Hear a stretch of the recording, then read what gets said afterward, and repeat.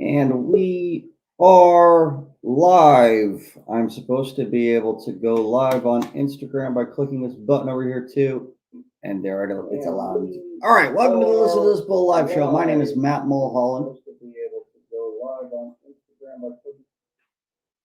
I don't know if that's going to work out at all, actually, because I just killed it. So I doubt it's even going to work. If you guys were watching that on Instagram for a second, all you got was that 1 second. So Remington, welcome. Hey, That's what's Remington going Huggins. on? Hey, you're in the office today, and you're Yeah, wearing a not blue shirt. it's Christmas.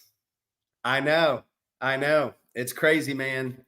It's just that time of the year, and I decided not to wear blue or I gray. have never once, other than you wearing a listen to this bull green shirt. Other than that, I don't know if I've ever seen you in a shirt that wasn't blue. I Ever. love it. Well, good. I'm glad I, It makes I your nose made look red. just, but that's it. Good. Glad I We blew got a you. hell of an episode lined up today. This is something new that we've never done before. If you guys are watching this show, if you've never seen the show before, the benefit of the Listen to This Bull Show live is that you can ask us questions live. So you can put it into the commentary wherever it is that you're watching this, except on Instagram. I won't get the comments there, but anywhere else, we should be able to see that and pull your questions on if we need to. But today's episode is something a little special. We've got waiting in the wings right now, Cole Kline with Hope Public Adjusters, and we're going to go through a large loss, a multi-million dollar claim, cradle to grave with you. And you can see what it takes to win a claim like that. And this is going to be something good. I hope people go back and watch this thing over and over again. All I have to do to get this thing started is hit this button.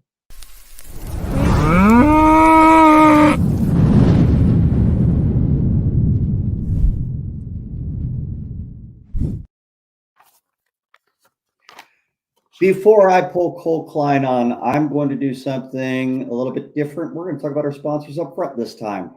Claim Titan. If you guys are public adjusters, Claim Titan is a public adjuster CRM, specifically designed for public adjusters, but it is also really good for appraisers, supplementers, estimators. If you're doing anything as a vendor for policyholders or contractors in insurance claims, this software is pretty special. The dude that is working on this thing spends very, very late nights. In fact, I woke him up at noon today, but he spends all night coding new things into it. And he's so quick with it. It's insane. So any kind of a wish list item you might have, he's probably already working on it. We're about to post something that shows all the little new features he's about to put in there. Ink Payments is for processing of insurance claim payments. If you get your loss drafts in and you're tired of having to drive over to the policyholder's house to get it signed, Ink can take care of that digitally. You won't have to mail it and lose the crap in the mail anymore. They can handle all that kind of stuff for you, and it's cheap, and they know what they're doing with every mortgage company that's out there. Sometimes the mortgage company is still a problem, but now you don't have to try to figure out what the problem is. They've got it all covered, and you can log into a system and see everything that they've done with every individual check that you need to. And they work directly with the policyholder to digitally sign all that stuff. Building Experts Institute is an online school. Go at your own pace stuff. I'm one of the owners of it. We just dropped Xactimate certification courses, level 1 and 2. And later this week on Friday, Xactimate certification course level 3. There's been a lot of talk about that because of the price. Normally, it's like $2,500 to get all three of those, and it's part of a $109 a month membership over at the Building Experts Institute. And with that, you get all the other online courses that are there as well. Master class like courses, you get a membership, and you get access to everything. Book agency for you roofers out there. This is the company that convinced me to get a tattoo at a roofing conference, a convention, a friggin' expo center. A dude that did a tattoo of the bull in less than 15 minutes, even though it felt like 45 because I'm a pansy. They convinced me to do that. If they could convince me to do that, and I'm a terrified of needles, then they could probably help you convince policyholders to give you a call when they have a roof problem. American Policyholder Association representative are both part of that. They uncover fraud committed by insurance carriers. And then there is the highly touted, always amazing Huggins Law Firm. Remington Huggins representing that particular firm right there. Are you getting into any other states yet, man? It's just Georgia and Florida. I mean, right now we're in 7 different states in federal court across the country, but we are concentrated in the Southeast. But some things will be happening with our licenses where we are going to be. I'm going to be entering into other states myself. So, yeah, That's fantastic news because right now you are just withholding all of the Huggins for a very select few, and that's not cool. There's so much Huggins to be given out. We all need some Huggins in our lives to go around. I appreciate that, Yeah, Matt. there's a lot to go around. All right, so let me pull on Cole Kline. Cole, how you doing, buddy? Hey, Matt. Hey, Remington. Remington, I haven't actually met you before, so I'm pretty excited to get to know you a little bit on this call. Yeah, you too, Cole. I look forward to it, man. It's really kind of funny that the very first time that you've ever worn a red shirt, and that's the first time that you're meeting somebody. So there's going to be so many people to see you for the first time. They're going to be like, "Oh my God, that's a normal thing for him to wear a red shirt," and they're going to be so wrong, so wrong. Matt, I actually wanted to say congrats on the level 1 and 2 courses. That's really cool with the BEI.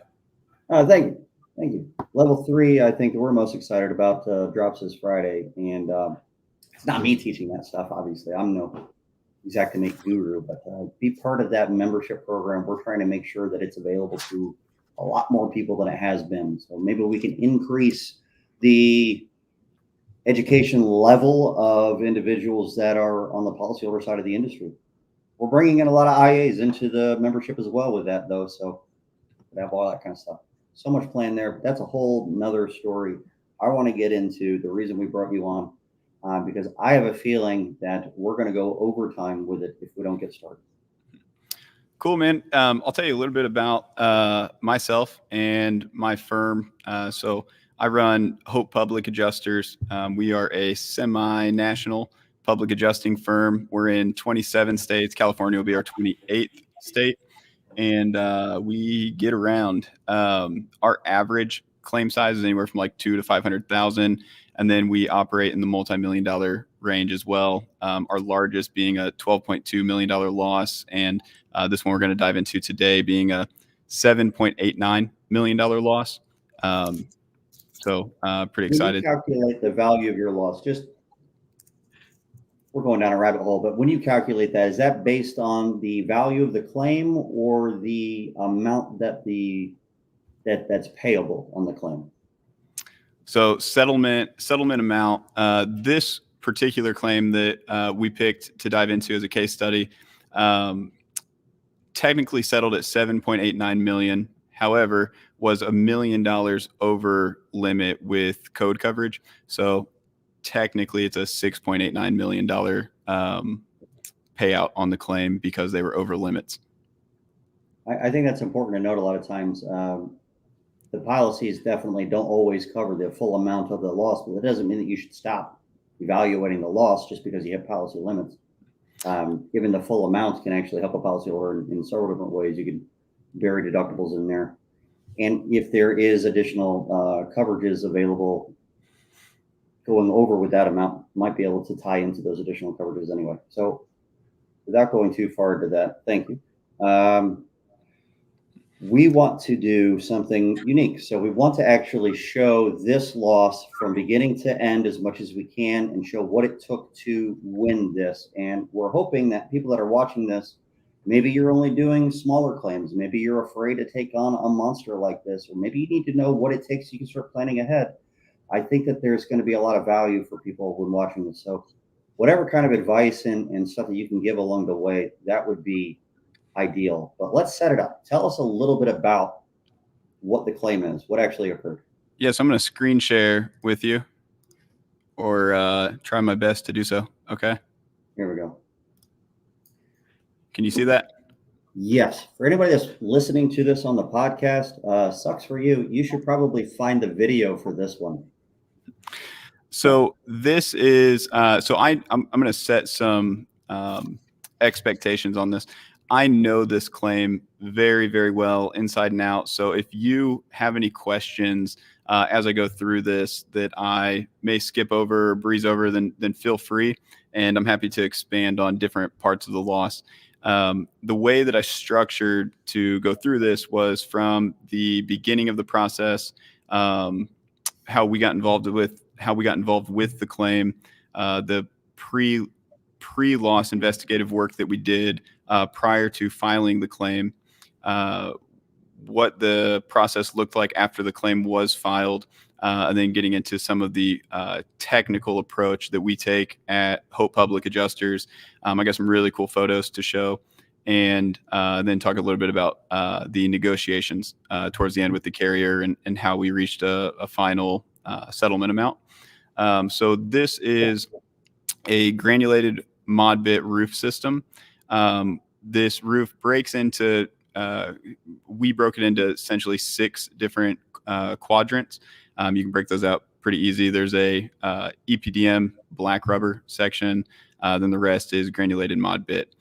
So there was quite a bit going on with this loss. I'm going to breeze over just a few photos. Okay. Hey Cole, what state is this in? I don't know if I caught that.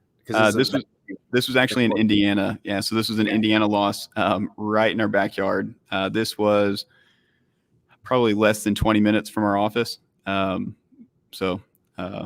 Yep, Indiana.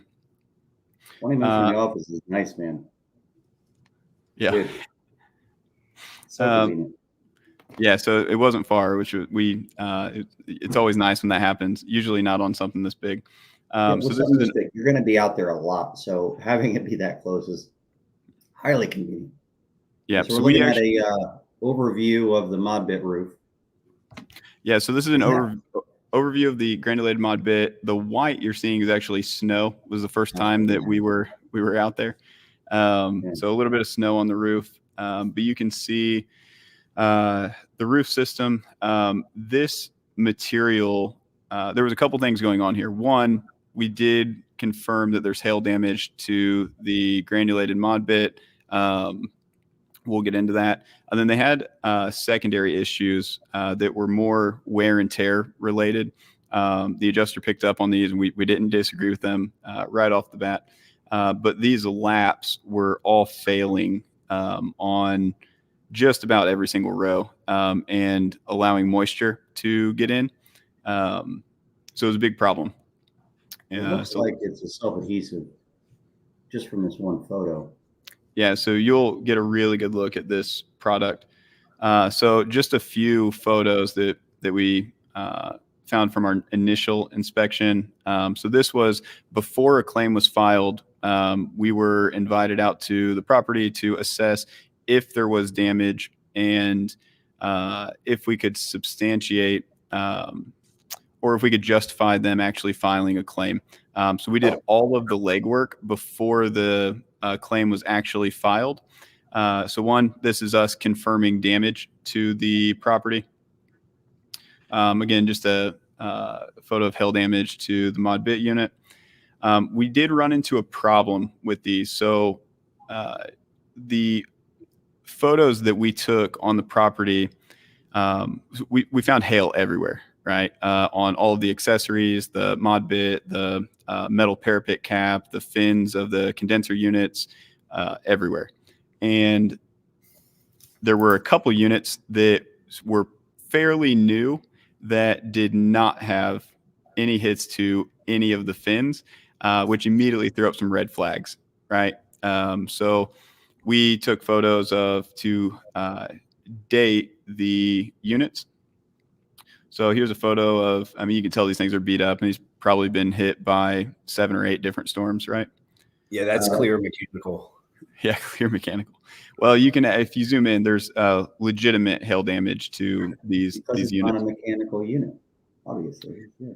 And then there's a few units that did not have any impact to them. So the first thing that we wanted to do was date when these units were installed, and then compare that to our date of loss that we were using.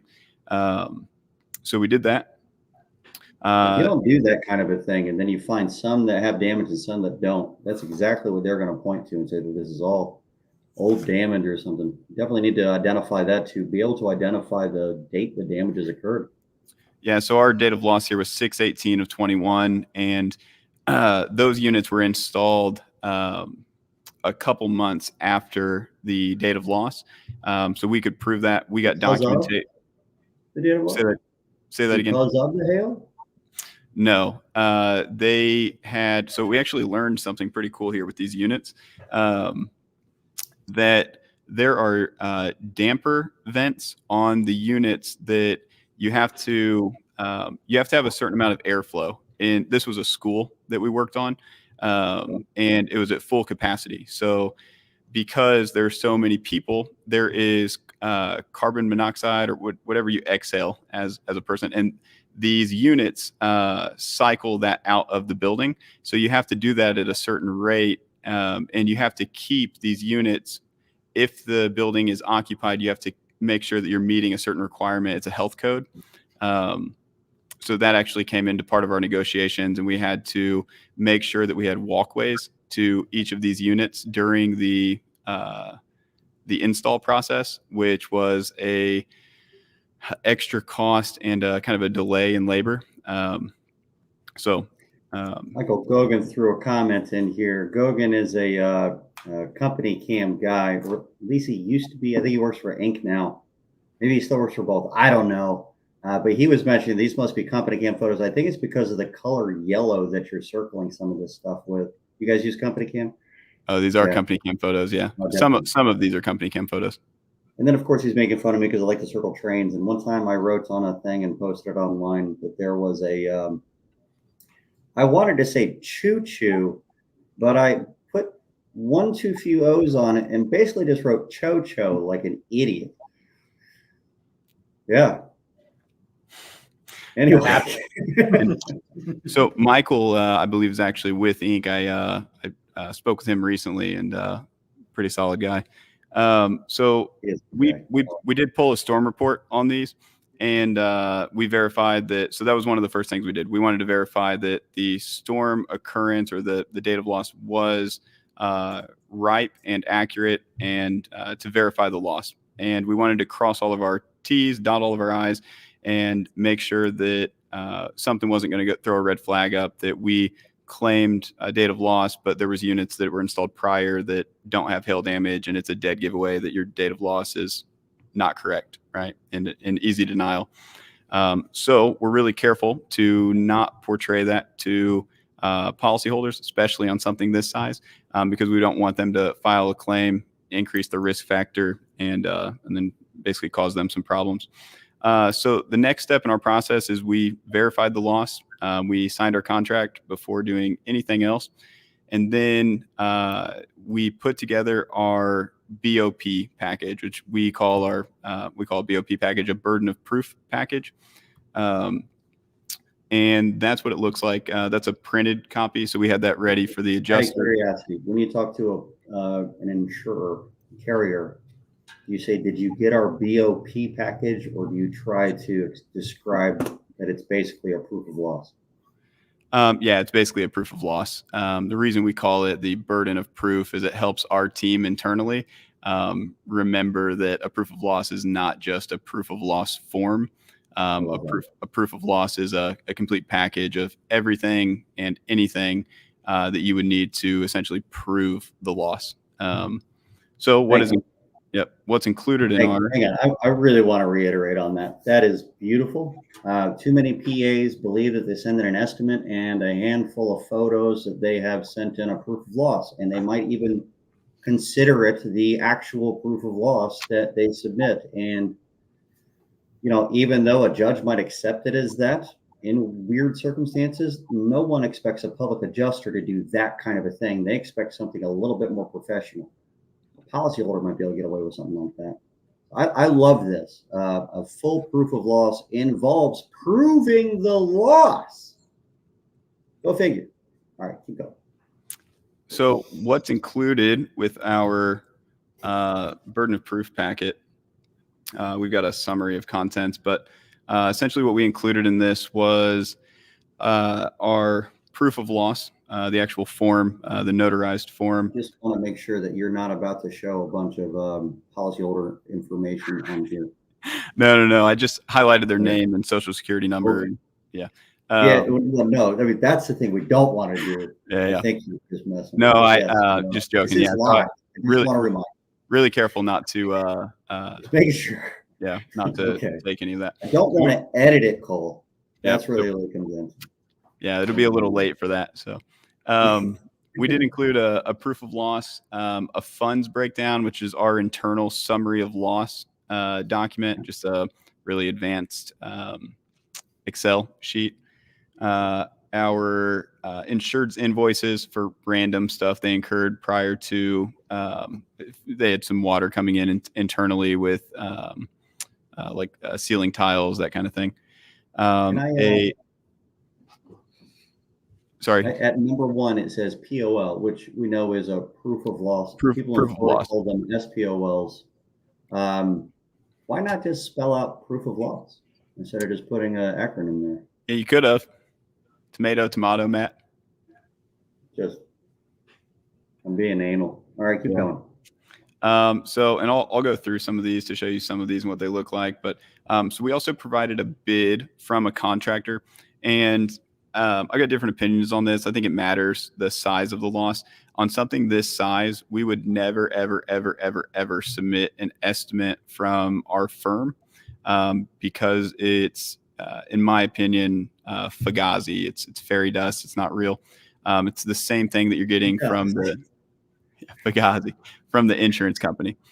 So we submit a bid from a contractor that's local, that can do the work, and that has the ability to. So that's important. That's what makes them a bona fide contractor, right? Yep. They can actually perform the work, and they would do it for the number that they're actually providing to you. And you can tell from this form, if you guys are reading carefully, that that contractor writes really big estimates. You can tell by their name. BBC. So then we also included mitigation invoices. Again, it's kind of a smaller part of the loss, so I'm kind of skipping over that. We also put in mulehide letters, so just material supplier documentation. We did do a pull test on the metal deck. I'll get into some of that. And then our general information, measurements, weather verification, which I went over, and our photo report, which had thousands, hundreds, I would say probably hundreds at this point, of photos, and then a copy of the policy. And in the policy, we also highlighted and put like sticky marks that stick out on parts of the policy that we specifically were referencing to the carrier that we wanted to ensure that they knew we were directing them to. Right. So I got 2 questions. One from the audience asked if the entire team is adding to this proof of loss package, or the burden of proof. Yeah, proof of loss is it package. All put together by one person? This was all put together by one person on our team. Okay. So we do have, that's technically we have 2 people at our firm that are involved in any loss. We've got our forensics team, which is our field investigation team. But all of this technical work happens by a desk adjuster who is just a claims expert. So this policy had a few items that we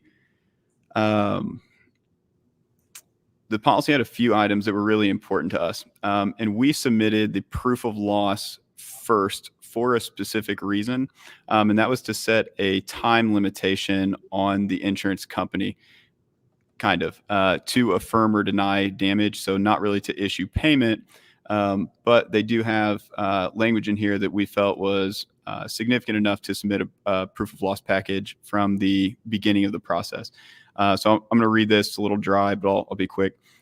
If the named insured has complied with all of the terms and conditions of the policy, the insurer will pay amounts due hereunder within 60 days after it receives an acceptable sworn proof of loss, provided that the insurer and named insured have reached an agreement on the amount of loss or an appraisal award has been made.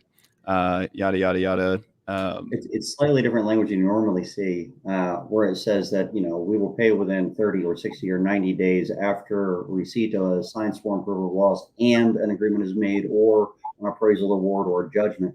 But go back is that Matt, acceptable? I'm about to say accepted. That's the hardest part of the whole deal. That's so crazy. When is a POL ever accepted? I mean, like really, it's rare. This is what happens when you submit a proof of loss. I'm so glad you caught the same word, Remington. Acceptable is so freaking weird. When they get a proof of loss, a lot of adjusters are taught that if they don't like the dollar amount, that they should reject the proof of loss. And that word reject is actually fairly important. If they reject the proof of loss, and they're basically saying that a proper proof of loss was never received, not that they disagree with the amount of loss, just that it was never received as a proper proof of loss. You have to fight against that. You have to have everything in there that is required to be there according to the duties after a loss. All the specific items from duties after loss have to be there. And if you're missing something, then you have a technical problem. If they're saying that they reject it, then they're saying that there is a technical issue with your form. Ask them, are you rejecting this because there's a technical issue with this form, or you just disagree with the amount of loss? Because you cannot reject it unless there's something technically wrong with how it was written, or something it's got the wrong policy number on it, something wrong, or it's missing information. Otherwise, it's just a disagreement. I think that's important because it does establish that timeline. So we leaned into the language on this section that says the two parties, the insured and the named insured, have reached an agreement on the amount of loss. And this policy actually had a valuation endorsement on it, which basically stated how the value would be determined. So except as, again, little dry, there's only one more of these after this, so bear with me. Except as provided in paragraph B below, the subject to all applicable limits of insurance, the insurer will not pay more than the lesser of the following: the replacement cost or the actual cost to repair or replace covered property, right? So how do we determine the value? It's the replacement cost or the actual cost to repair or replace the covered property. So what is replacement cost? Mess with you sometimes. Can you go back one? Yeah, and then they also defined replacement cost. Okay, so, and we'll have to take a look at that. That's why it's in bold there, and so is covered property, but that's always defined. But it's interesting because when they define the replacement cost, most likely it's going to say the replacement cost at the time of loss. And the question is, does it cost more now that you've actually repaired or replaced it than the replacement cost would have been valued at the time of loss? And if it did cost more, do they owe that difference? Well, I've got a fun part of this claim. There's a part of this claim that kind of gets into that too. Okay, cool. So replacement cost. If it said acceptable on that, and they just don't find it acceptable because they don't agree with the number, can they avoid paying it because they just don't want to? It's such a weird word to have in there. I would say no. I would go, if that's the case and they say it's not accepted, then I would go to the specific state laws where they're held by, certain deadlines to come out with a coverage decision or not, and so forth.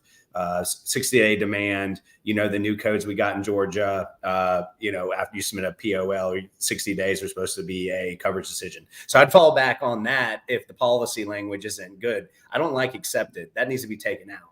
Right. But anyway, our intention with this wasn't to posture with an offensive move, but to make sure that we were crossing our T's and dotting our I's in case of escalation. Not that we were expecting escalation. We tried and worked very hard to make sure this thing did not escalate. So Cole, I know you did that for the first 30 seconds of your presentation because you said that you conceded to some of the wear and tear. Like you're like, so I bought that the first 30 seconds out the gate that you're not, you're being reasonable is what I'm trying to get to. Yeah.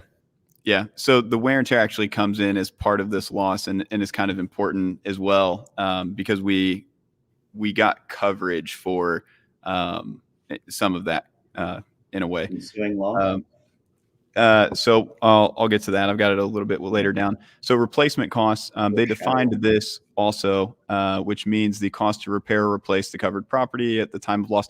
So basically with this, we supported this with language to the carrier and we gave them a bid of what it would actually cost to repair the building.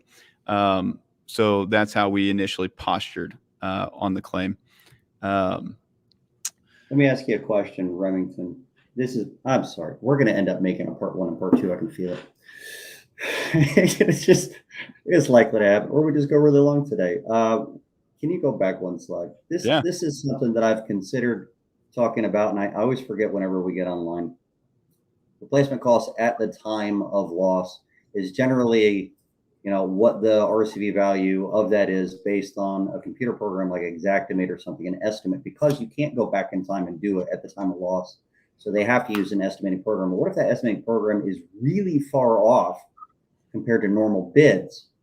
How would they know what it is at the time of loss if it's 3 times lower than what the actual market value is for like copper metal work, for example?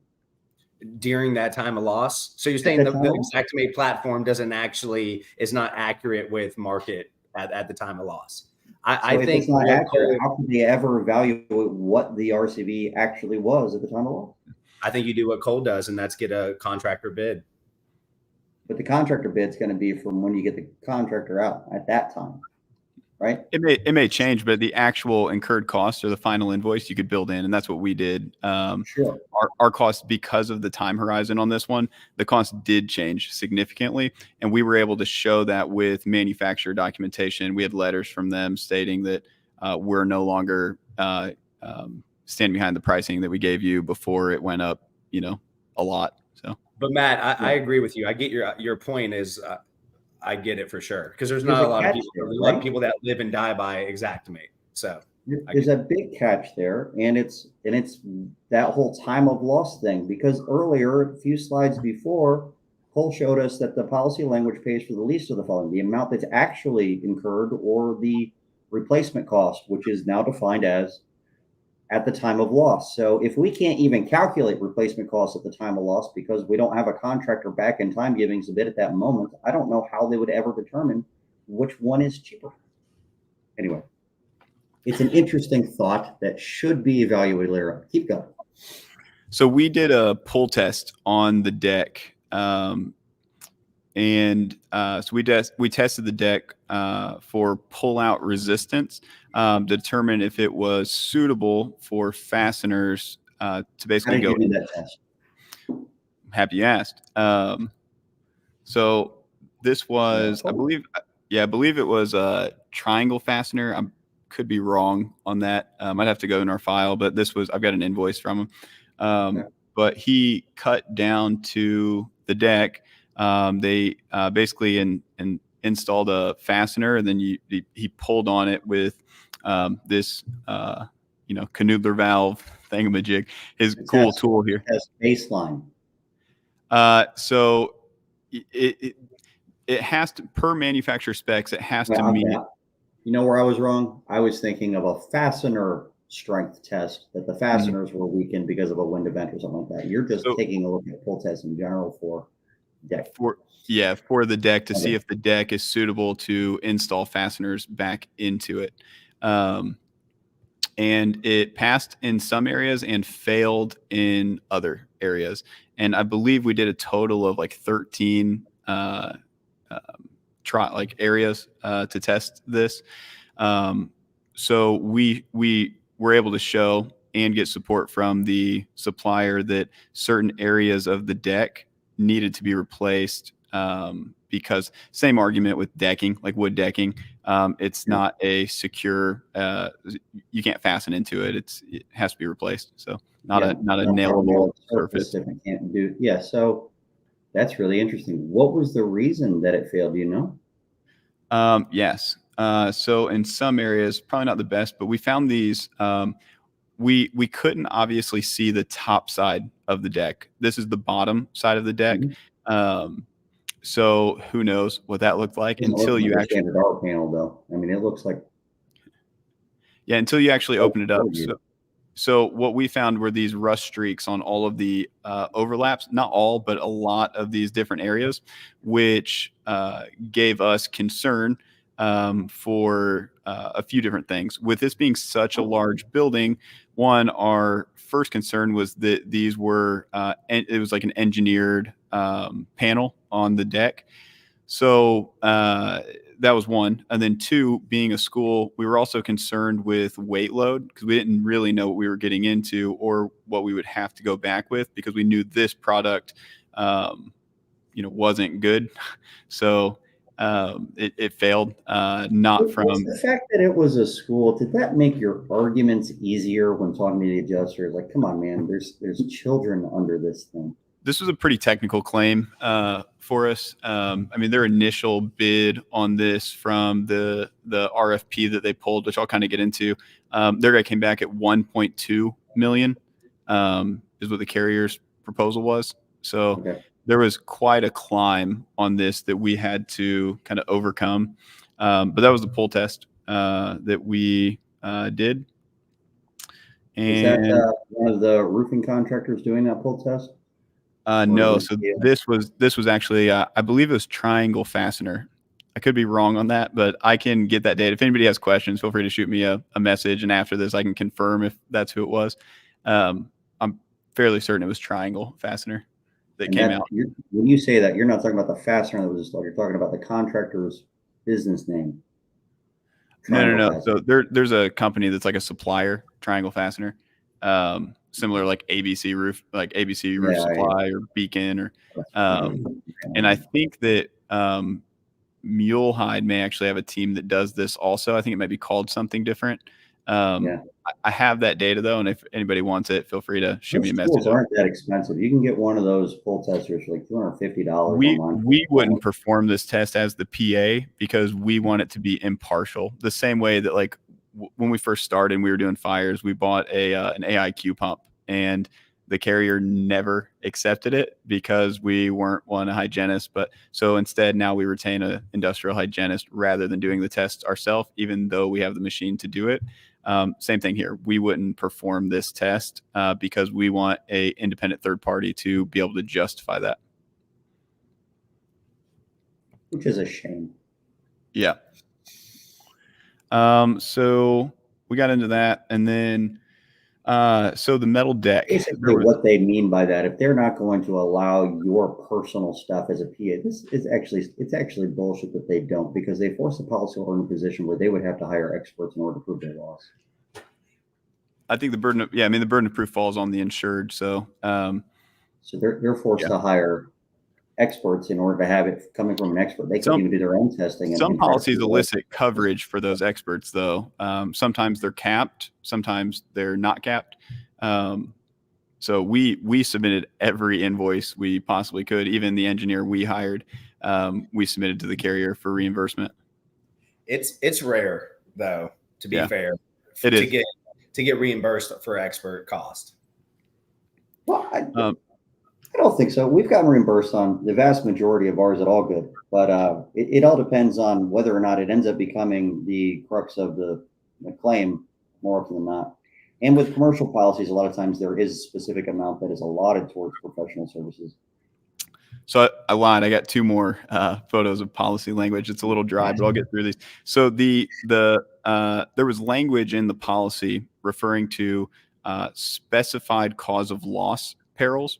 So basically how the policy reads, and I'll show you that, is exclusions. Here we go. Let me go back one. And the excluded perils results in a covered peril. Yeah. So basically we do not pay for X, rust, corrosion, wear and tear, unless a specified cause of loss results, or unless that excluded peril results in a specified cause of loss, then we will pay for the resulting damage. And then they go in and define specified cause of loss.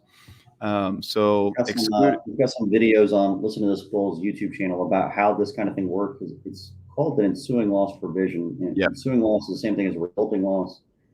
Specified causes of loss are usually your named perils. Yeah, so these have the excluded loss, so rust and gradual deterioration. We're going after the rust on the deck here. Stuff, right? Say that again. All your wear and tear type items. Correct. Not covered, right? And then this exclusion applies unless these excluded perils is itself caused by a specified peril, right? So then what are specified perils? Water damage, which is usually defined as like rupture of a system.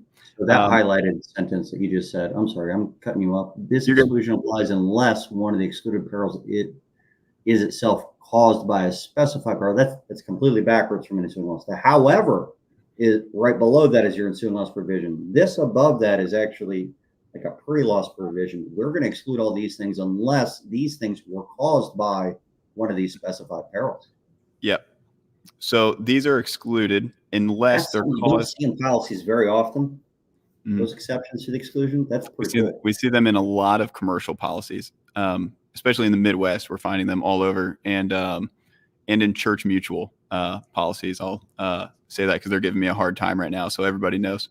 But the specified peril means so hail. So the argument that we're making here is that the hail caused rust, not all the rust, but caused rust to the deck, right? And I'm going to get into this a little bit later because we actually proved this. So that language was important.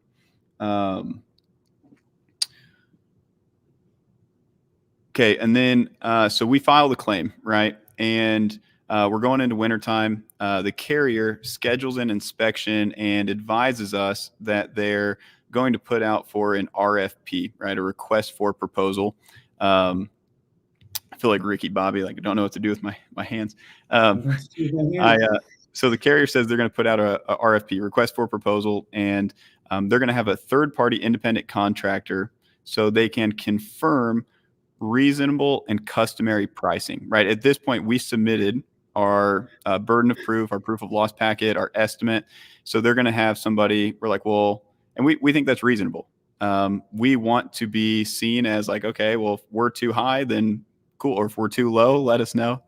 And to the cost that we provided in our package. So we said, sure, it seemed reasonable. But we sent the following email about a week before and the day before the inspection. So as we are coming up on the RFP date scheduled on Thursday, I wanted to send out an email as there will be other contractors on the property putting together impartial third-party bids per your internal protocols.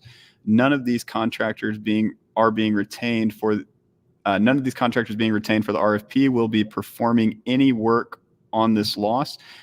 Big Boys was the contractor here. They did a great job on this. Finally figured out what BBC stood for. Big Boys Construction, yeah. And so we basically put in writing that, hey, there's already a contractor. They're in contract. None of your guys are getting this job, right? So we also let them know currently they have a signed contract. It's really important that we said that. For temp repairs, mitigation, and restoration. Please confirm receipt of this email. And then we didn't get a response to the first one, but we did the second email.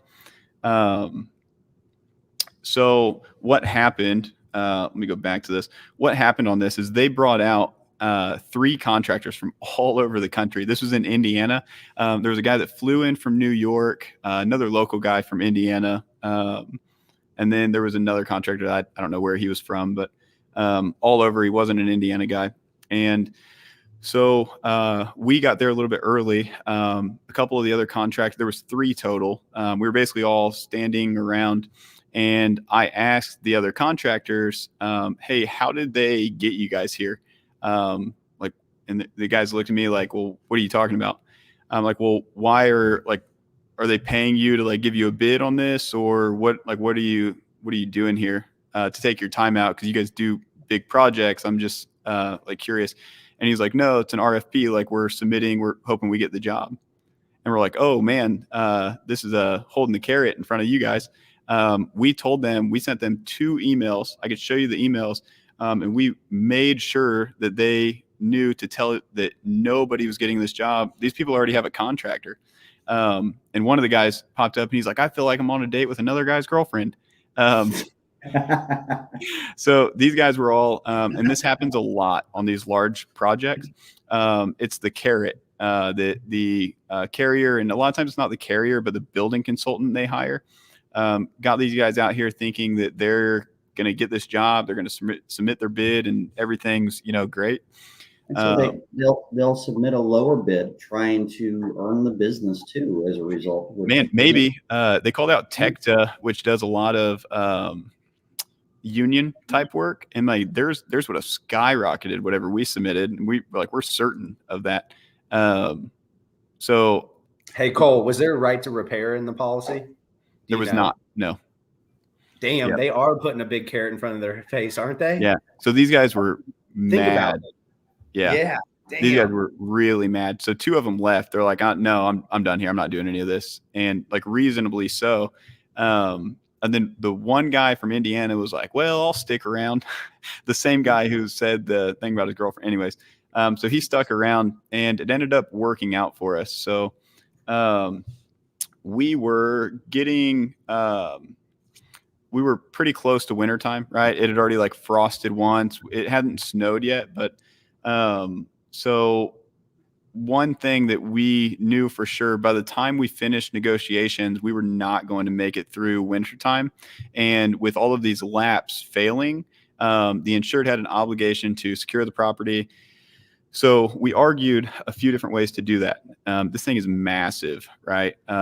And so my first thought was like the roof wrap system. They're pretty big in Florida, where they come in and like just like white wrap. Yeah, and those guys weren't. We just don't have that in the Midwest. So I reached out to them. It wasn't a project they could take on. So the next option that we came up with was installing a membrane over the roof. Right. This isn't a replacement. It's just a temporary repair. It's like a coating with. It's a coating. Yeah, it's an elastomeric coating on the roof system. So they did that, which this increased the claim pretty significantly. So the silicone temp repair, this increased our claim by like $600,000, which is a pretty large install. But it was just the temp portion of the roof because we were going into wintertime. We had to make it past the terrible weather to get to install. So Cole, did the carrier approve the temporary repair before y'all did it? They did. They approved it before we took place, and we put it back on them because we postured with this and said, hey, look, like here's a bid. Honestly, we were pretty aggressive with the bid too. Was not inflated and just super reasonable. The contractor made money on it. He's not here to work for free, but yeah, so we postured. They did come back and try to argue that a different kind of coating, we disproved their recommendation by reaching out to the supplier, whatever the recommendation was, and substantiated that our method was the best. We also asked them, well, if you don't want to do this, tell us what to do, and let us know. And then we gave them letters from the mule hide supplier, letting them know that this would have some kind of warranty, that they would stand behind this, and this would be their recommendation, which also helped quite a bit also. So these temp repairs are something that do come up. They are important. You do have to think about them. And this was our solution. So they paid for it. And after kind of a battle, they were okay with doing so. So another photo of just kind of what that looks like. But yeah, Matt, you were asking, so this entire roof was coated, the entire thing. With silicone? Okay. Yep. So we filed, up to this point. It does look like a panel on that top right corner. That's a different metal panel than what we saw from underneath. Yeah, there was I think 3 different kind of panels on this building. Mm-hmm. So we at this time we've filed the claim, right? We're going into winter. Let me scroll down a little bit. So then we meet. So the $600,000 temp repair gets approved, and then we meet engineers out of the property. So We met their RFP guys. 2 of them left. There was one guy that stuck around. Pretty quick inspection. He did actually end up providing a proposal for the RFP. We don't have that yet. They say, hey, we need another inspection. We're going to confirm the hail out of the property. And they're also going to confirm our estimate. So we had the insulation in our estimate. So in Indianapolis, our for above deck insulations are 20, like 3.3 inches of tapered ISO. So the lowest point of insulation on the roof is 3.3 inches, and it tapers up. So we had up to, I think, like 16.2 inches of insulation in some areas. Move it towards the drain. Correct. Yeah. So that was a big. I feel like maybe there just isn't enough drains on this thing. That's huge. When we did that, we actually sent this off to, I think, Tapered Solutions is who put the that tapering project together. We did not actually do core cuts to confirm up to this point to confirm that much insulation. So just to give you an overview of these photos. So these are, so they did 1 foot by 1 foot cuts into, so this was Nelson Forensics in conjunction with us. We did 1 foot by 1 foot cuts into the membrane. And then Nelson took it back for additional testing, which I'll get into. Did these saturation tests on it? How about that? Not saturation test. They did a water column, but I'll kind of show you what that looks like. So this is the base and cap sheet. You've got the 1 square foot cuts into the roof. This is really, it's just a good photo showing the substrate down to the deck. So you've got your, I don't know if you can see my mouse on the screen, but your metal deck, your insulation board, your fiber board, and then your base and cap sheet here.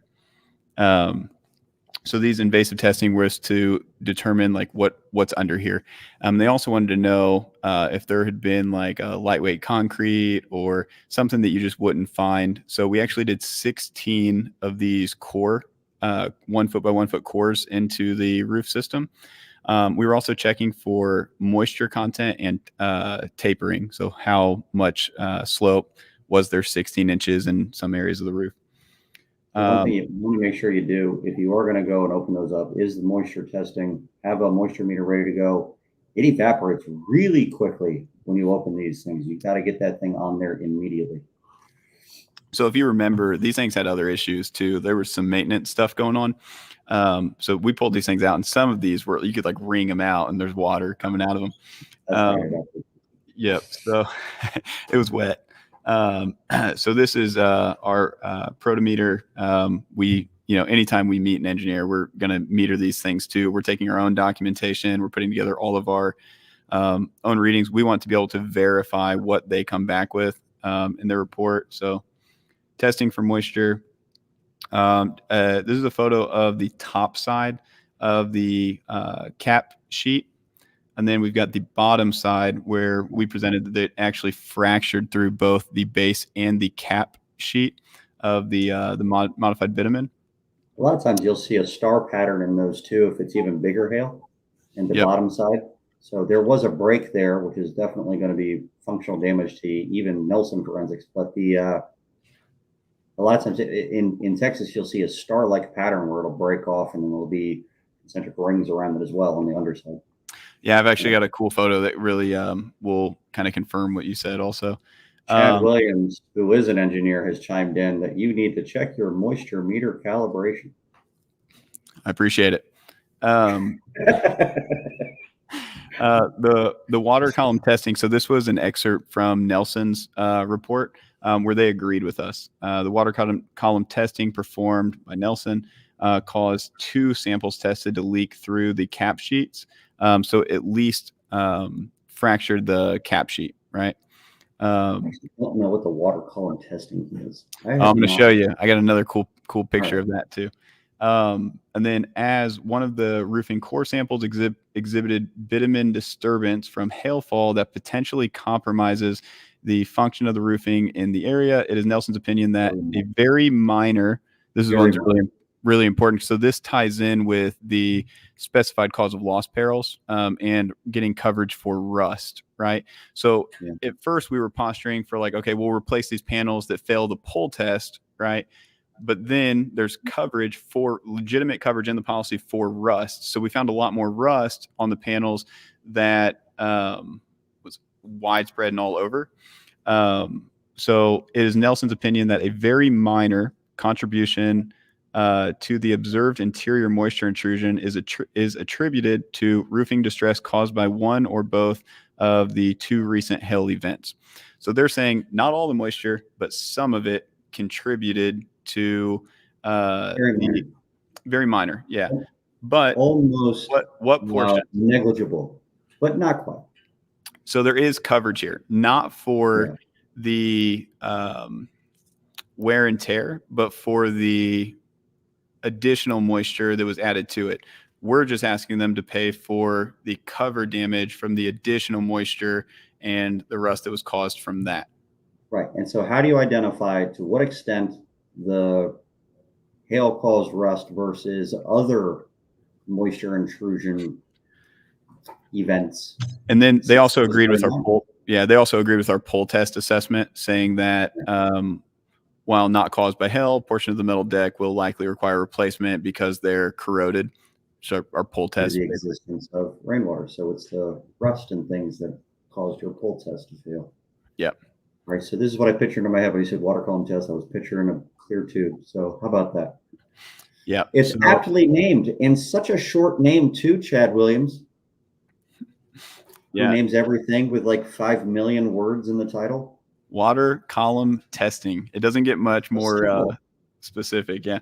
So this was just super cool. This is one of those like we're going to nerd out over this for a while. So, and then this one, let me see if I can zoom in because this photo is pretty good. Multi-legged.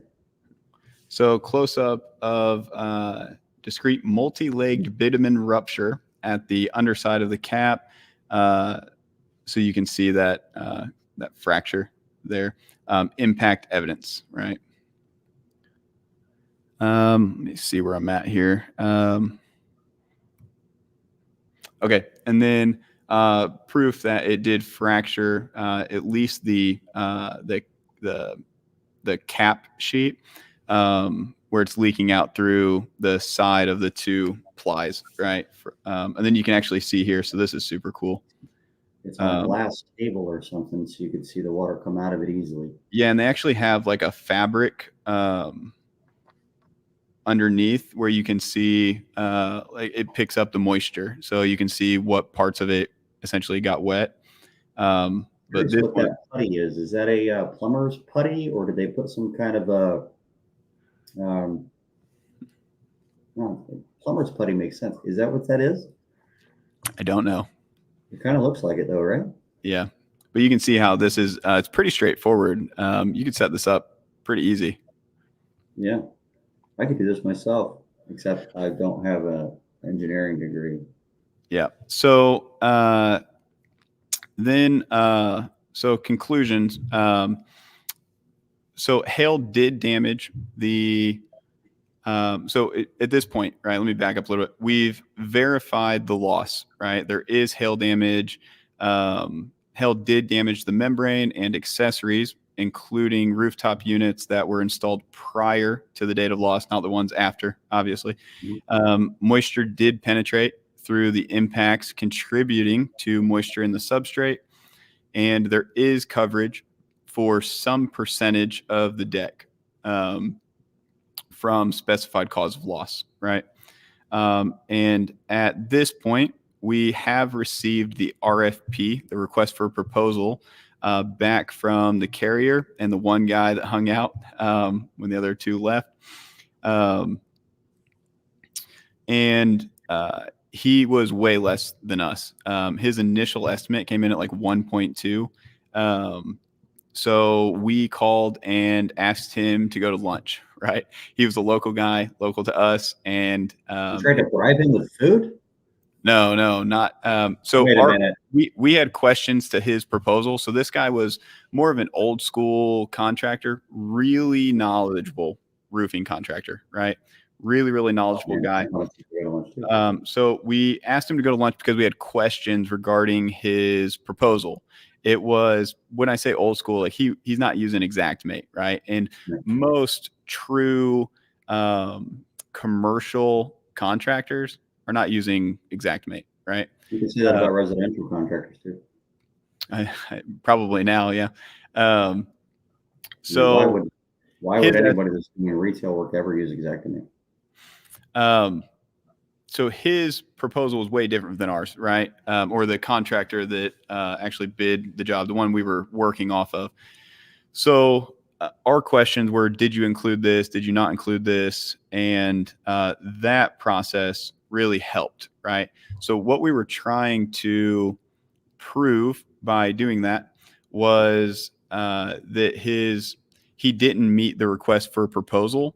And there's a lot left out of his proposal. Therefore, it's not enough to do the roof, right?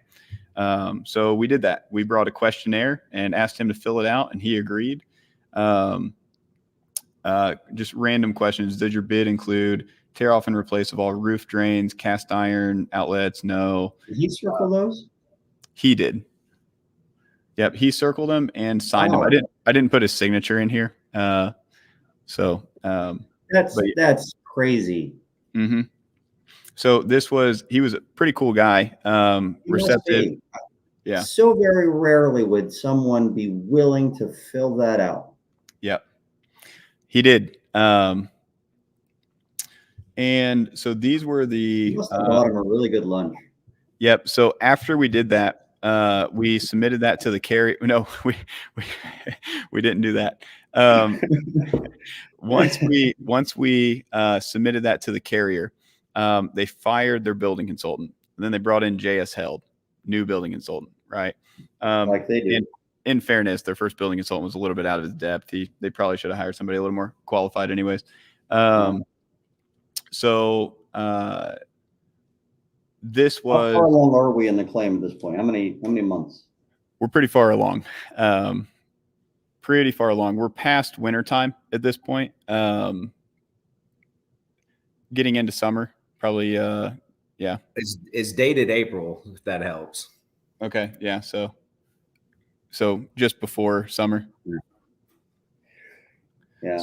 So the JS Held came back with a semi-reasonable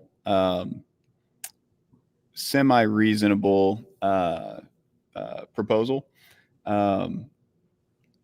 So again, a lot less than ours on an RC, like a building basis. We had not separated out the code issues. Which are a good idea for you to do, even as a PA, I think, just because there are limits on the code upgrade coverages, the ordinance and law stuff. And so if you can separate it out in your proof of loss, it eliminates a lot of the argument down the road when you get to that point. Mm-hmm. But you have to be right about it, so that you have to really make sure you take a look at that policy language. So this was the difference of where we were at now. So not only did they have 920,000 of that would have been over limits on code. So it's significant, and they were significantly under our number. So we're about $1 million apart, about 2 million apart, give or take, with the discrepancy of where we were trying to shoot for. So we did get an estimate from JS Held. That was like the top part, and this was actually in their estimate, where we didn't accept their estimate, but we did really pay attention to how they separated their numbers. And they did apply depreciation that was fairly friendly. So we sent an email to the carrier letting them know that we will agree to the amount of depreciation on the estimate. We worded it specifically with that, but we wanted to make sure that was in writing because the metal deck was a big part. We didn't want them to take it back, essentially. So we had that. And then what we did is we started to create just another side-by-side analysis of the two estimates. So we did that again and broke that down. This is JS Held's estimate. So we've been through a lot of legwork up to this point. We had their building consultant's estimate, their request for proposal. It's been a lot of basically tennis of just back and forth, back and forth, back and forth. So we broke down the side by side. We also put that into an Excel breakdown of what we outlined were everything that was in our estimate that's not in theirs and why they owed for it. And then this was also for internal use, or did you send them a copy of that? We sent them a copy of this so that we could go through this line by line by line by line by line. And once, this took a while. But it gave us everything, all of our positioning and writing of why they owed for these components. They're either not in theirs or, we've confirmed. So side-by-side analysis, and then the carrier, once we submitted this, we were essentially $2 million apart, give or take, offered us a final settlement after this, where we settled at basically 7.88 with $1 million or 990 over limit. So basically 6.89. Gotcha. When you say a final settlement, you're not talking, this is their final actual building value, the value. This is what we call the measure of the loss, not necessarily like a compromise settlement. No, so they didn't send us a global release. They basically revised their estimate to reflect these numbers, and that's what they had sent over and agreed to pay. So end of the day was 6.893. So you went through a lot of stuff, and where it's apparent that you were different in your normal day-to-day claim activity was the extent to which you were willing to report the differences. The amount of time that you would spend on that Excel spreadsheet must have been enormous, unless you already have that as a template that you use regularly or something. But for someone that is handling residential claims and wanting to get into large loss, the large loss is one in the proof. And that's true for residential too, but it's the little details. Yeah. So even on our pre-loss investigative front, like we were documenting every single part of the roof. We were making sure that we weren't making mistakes with the date of loss that we presented. We fully reviewed the policy to make sure there weren't limitations, exclusions, endorsements, co-insurance penalties, higher deductibles for wind, hail, that kind of thing. And then also confirming that we had a substantial enough extent of damage. We've also had loss that had very clear damage, but because of the hailstone size, like we know we're going to run into issues, and potentially they're going to try to tie this to older storm dates, that kind of thing. So it's really thinking through and posturing of what potential arguments could we run into, how do we overcome those from the beginning, and then really knowing your claim. So we were more prepared on every phone call than their building consultant, which you should be prepared, especially working with a client of a building of this size. So that we believe that the more prepared party wins. I agree. That's exactly how my claims went. It was a game of who had more information, not a back and forth who could paint someone into a corner. It wasn't a trickery to win kind of a deal. It was information.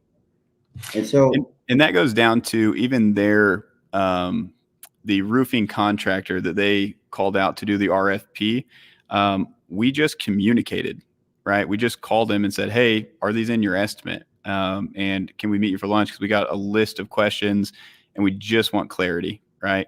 And the guy didn't have a stake in it, right? He took the time out, so like we wasted a little bit of his time. But all we were doing is asking, is this in your estimate? Is it not in your estimate? Is this in your estimate? Is it not in your estimate? Did you account for this? And it's the facts. Curious how often you get a contractor doing an RFP or anything to fill out a form like that. Yeah, well, this one isn't. I mean, it's not a water loss that the contractor was in a national contract with the carrier. It wasn't that. It wasn't like a vendor or anything at all. Then.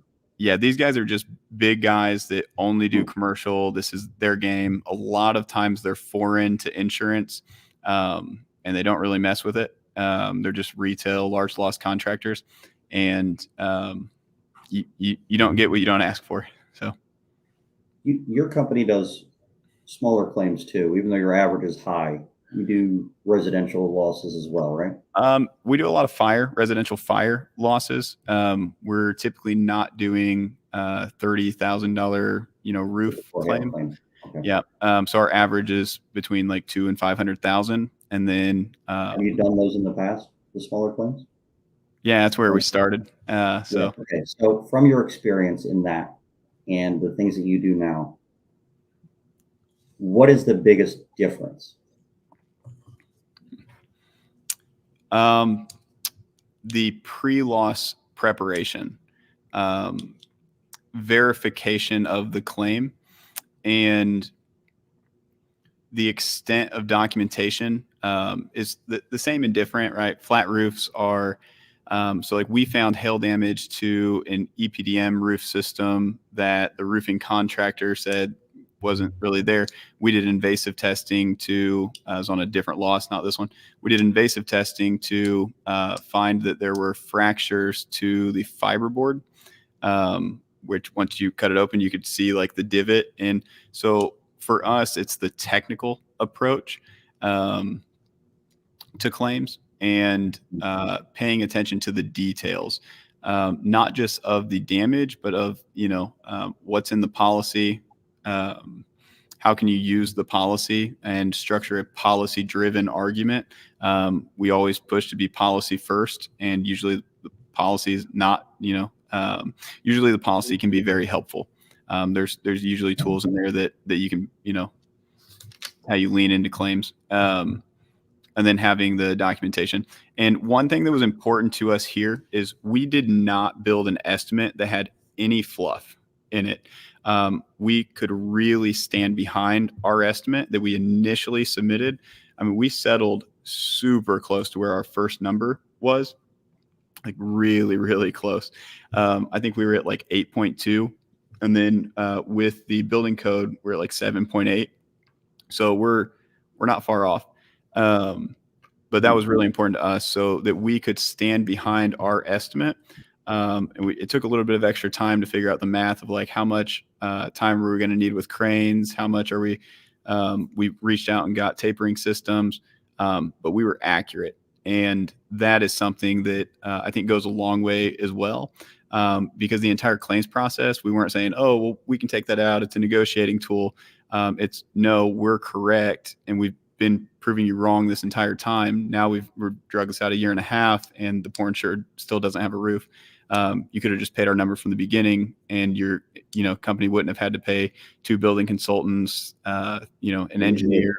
$100,000 in those, yeah, some of the costs associated with some of the reasonably they have a obligation to investigate the loss, especially of that size. But we tried to do the legwork for them. So that is how much money does a PA need in reserves of their own to be able to handle a claim like this? So it's an interesting question. We have liability insurance, and a lot of it errors and omissions. I think that's more important. But if you don't have the skill set to take on a claim like this, you shouldn't. This is a major loss for somebody, and you have to learn, somewhere. We did, but this wasn't our first commercial loss, right? And I think that speaks volumes of you can only fake it till you make it so far. But actually having the skill set and the knowledge and reading a book or watching a video, can take you miles and miles farther. And So- what I think Matt was really kind of honed in on is the cost that you incurred, like the engineering cost, yeah. the pool test, all that. I know the contract. I know the estimate was probably a bid from a contractor, like you talked about. So that wasn't skin off your back. But we the other probably had about 10 grand or so in engineering and expert fees. Yeah, and you don't get your money back until you get paid. No, we don't. Yeah, so we could have had probably close to between 10 and 15 on something like this because really engineering fees. And with this, especially with replacing the deck, we had to bring an engineer in for the deck. One, to find out if it was an engineered panel, but two, because it's a school with weight load, you have to meet certain weight load requirements, and there's kids in there. So part of bringing in the engineer was to offload the expense, or I'm sorry, offload the liability to an engineer, because if the roofing contractor follows the engineering plans, then they're not guessing. So the way that this one went, would you qualify this as an average claim in the way it was handled, or was this one especially difficult, or was this one a silly, easy one in comparison to the average large loss? This is very different. Working with these adjusters are very different than working an average commercial loss. An average commercial roof system, 150,000, between like 80 and 250,000. It's like an average commercial roof system in the Midwest, And so this was very different, working with these large loss general adjusters that you get on some larger projects. And we had 2 adjusters on it. They removed the first guy after our initial inspection, and then the rest of the time was all this adjuster, right? So there really isn't, well, let's go to their manager, that kind of thing. This guy's got enough authority to, he's got a lot of authority. Adjuster making a decision anymore. Yeah. So we're not going to let me run this by my manager. We got there once we got past a certain threshold. Once we got to, I think it was above like 6 million. Then it got a little bit more, well, I got to take this to the powers that be, but very straight shooter. And a lot of these guys that work these larger projects, especially once you get to these numbers, are very transparent and straight shooters. Yeah. So I find them easier than residential claims. They're longer and there's more risk because you're putting a lot of money up. The one thing we actually did find here, this was interesting. So one of the vendors that the insurance company hired a building consultant, and the building consultant is the one that put out the request for proposal, and he brought 3 contractors out with him. And of those contractors, we asked the building consultant, hey, do you have a relationship with any of these guys, when we were out on site? And he's like, well, we've worked with this guy before. In Louisiana, we had a project with him, right? Very thoughtful thing that he said. And so I just responded of canny of like, oh, that's it. And he's like, oh, and actually our owner is the owner of that company also. Oh. So we threw a fit there and basically took the position that they were trying to price anchor our estimate, because we sent them an email, 2 of them, about a week before and the day before, that there was already a party in contract. So they knew, or should have known, that they didn't have a chance to get the work. So what other reason would they bring them out other than to price anchor? And so we were a bit upset about that. So sounds like you're fairly aggressive in your emails too, if you're actually accusing them of attempting a price anchor. We're very careful not to be aggressive, very factual. It's very, very fact driven. But I really like the adjuster. It's kind of a not a cool thing to do. But he was a nice guy, and very. So we're very careful not to be interpreted as aggressive. Is something we don't want to be. We're the technical guys. We're not the aggressive guys. I think it's easier for technical guys not to be a dick. Cole almost take the big picture of this claim. Yeah. It's almost like it went through the discovery process in litigation, where just starting with the questions that he put on paper to the consultant or contractor that thought he was potentially getting the job. It looks like those were requests for admissions with yes or no answers. And he was saying like, yes, no, and going through it. And then Cole on site kind of cross-examined the individual that showed up and peeled back the onion where they figured out where there's co-ownership. So I like it. I think it's great. I did not go through this claim with Cole before we did this podcast. This was all live. We were seeing it for the first time. And luckily, Cole's process, Hope Public Adjuster's process, is exactly the process that we've been teaching for the last 3.5, 4 years. So luckily that's the case. And I don't have to say something different right now. But and our goal with this is to and public adjusters aren't, required on every loss. A lot of times contractors can, don't need us.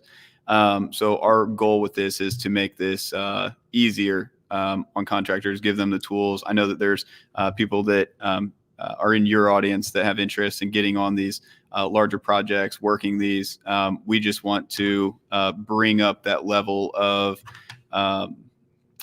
technical ability and craftsmanship of public adjusting is our goal. So as much value as we can put out, we're happy to do so.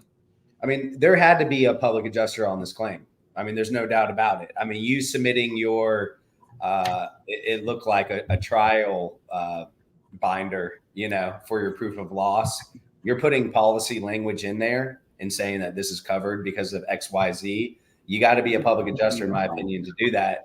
Yep. Secondly, you're dipping into ensuing loss. I mean, these are things that you must be a public adjuster to argue, to discuss with the carrier, and to get paid. So kudos to you. I agree.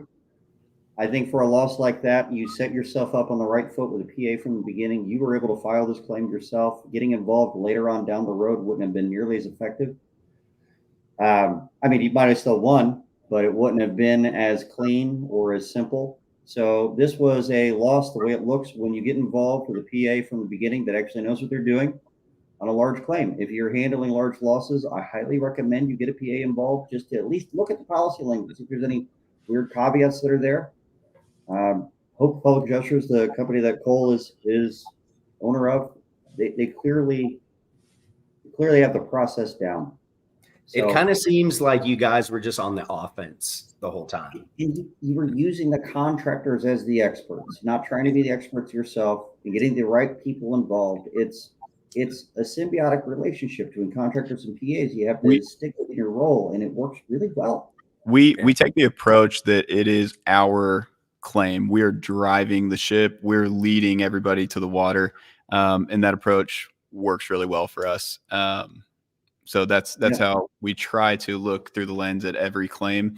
Anytime that we're on the defensive, it's never good. Sometimes you get there after engineering reports, but with proper discovery, or proper investigative methods on the front end, it can really help. So you kind of took in my again, an hour and a half of us discussing it. You kind of took the approach of being not aggressive, but playing offense the whole time. And then also, prove me wrong. Like, here are my cards. Here's all the evidence that I have or investigation information I have. Here you go. Prove me wrong. We don't have to sit at a table or get on a Zoom and argue over 1,000 line items of fluff. Because look, if you don't like something my contractors bid, let's talk about that. But we don't have to spend 6 hours beating up my estimate. I don't know. I like the approach. I really appreciate it. I think. All right.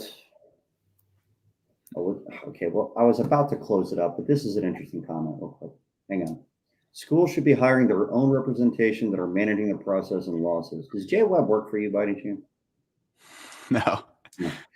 This is great how it was handled, but the school's requirements under RFQ and RFPs regulate the process of what's payable. Congratulations, Hope. I can Stay clarify open. that. So this was a private religious academy school. So Not a government school. not a government owned facility. All right, now we got that out of the way. Thanks for being on here and putting your neck out on the line. I anticipated there either being something awesome because it's you, or it was kind of rough and funny, and there was going to be a lot of commentary. Not a single person jumped in here with a weird question or say that you were doing something wrong, which, whew, right? There's not enough information to learn this. You have to learn this through experience so many times because people just don't give it. So the fact that you got there without really being trained in this, it shows the level of dedication you are to taking the information that you're given and tweaking things as you go, and until you have the process down. And that's And I'm YouTube. impressed. And YouTube. Yeah. What would you watch on YouTube? Hey, Cole, let's do this sometime in next year, obviously, but like in the spring or something. Let's do because I like Matt coined this a case study. Let's do a case study on one of your fires and kind of run through. I think that'd be fun. Let's do that. You know, because we're talking about different coverages, you know, ALE, business interruption, contents, blah blah blah. Let's run through one of those in the spring. I think it'd be good. I'm all about it. Yeah, we've our fires are even more impressive than these, so just not as big. Yeah, that'd be great. All right, that is the end of 2023 for us. You will not see us again until 2024. Everybody have a fabulous holiday. Merry Christmas, Happy Hanukkah, Happy Kwanzaa. I'm not going to say them all. I don't know them all. Merry Christmas, Happy Holidays. What, Matt? This is what, our 4th, 5th year? Something like that. It's been a long time. I think this is episode 172. Okay. There you go. Yeah. And we still enjoy doing it somehow. Weird. Appreciate you guys having me on. Yeah, Cole. Thank you. Cole. Very informative. I loved it. I will see you guys first week of January. First week of January. All right. I have no idea who's going to be on. We'll figure it out.